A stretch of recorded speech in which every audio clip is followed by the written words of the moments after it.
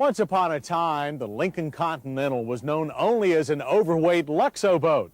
Then in the late 1980s, Ford began to transform the Continental by basing it on the trim front-drive Taurus sedan. That was an improvement, but Continental still didn't measure up to the likes of an Infiniti or Lexus. But for 1995, there's a new Continental with new styling and new V8 power. Could this be the Continental worth waiting for?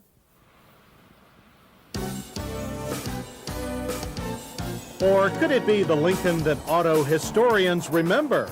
A capable, distinguished machine like those that made the Lincoln name famous in the first place. Actually, it's both, thanks to a combination of new thinking and good old luxury values. Those traditional values come through in the styling, which successfully mixes aerodynamics and individuality. This is particularly evident in the sharply raked chrome grille, curving smoothly into low-profile, crystal-clear light clusters, and the way that the huge rear light bar blends into the trunk lid.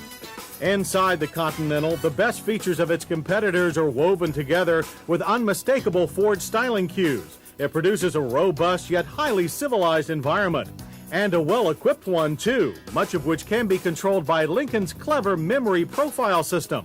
A press of a key fob button triggers pre-programmed settings for everything from driver's seat position to ride firmness and steering effort, to the brightness of the Lexus-look cathode fluorescent gauge cluster. Those leather seats are supportive with 6-way power adjustments, and in a nod to traditional Lincoln customers, owners get a choice of buckets or a bench. Other features of our test car included optional seat heaters that warm both bottom cushion and backrest, automatic climate controls, and this optional top-line JBL cassette stereo. Like Explorer, a 6-disc CD changer can be conveniently located inside the center console. And that's just the front seat. The rear seat is naturally simpler, but very roomy and comfortable, with the thoughtful, very traditional touch of a standard umbrella. Trunks are rarely an area of innovation, but the Continental's is, thanks to this optional track-mounted luggage cart. With a weight of just under 2 tons, a strong engine is required, and that's Ford's 4.6-liter twin-cam 32-valve modular V8. In Continental trim, it makes 260 horses and 265 pound-feet of torque, and eases to 60 in a smooth but quite fast 7.2 seconds, and through the quarter mile in 15.2 seconds at 95 miles per hour. Could this really be a hot rod Lincoln?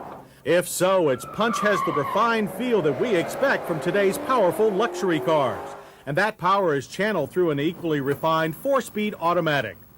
The Continental chassis is Taurus-derived, but from the new 96 Taurus, and it adds Ford's latest computer-controlled air suspension and is guided by an adjustable power steering system.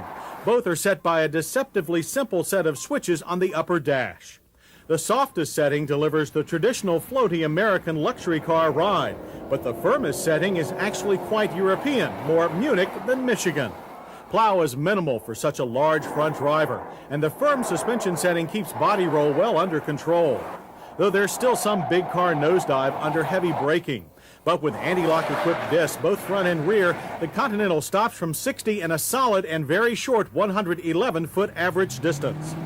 And solid describes the high-end value of this latest Lincoln as well.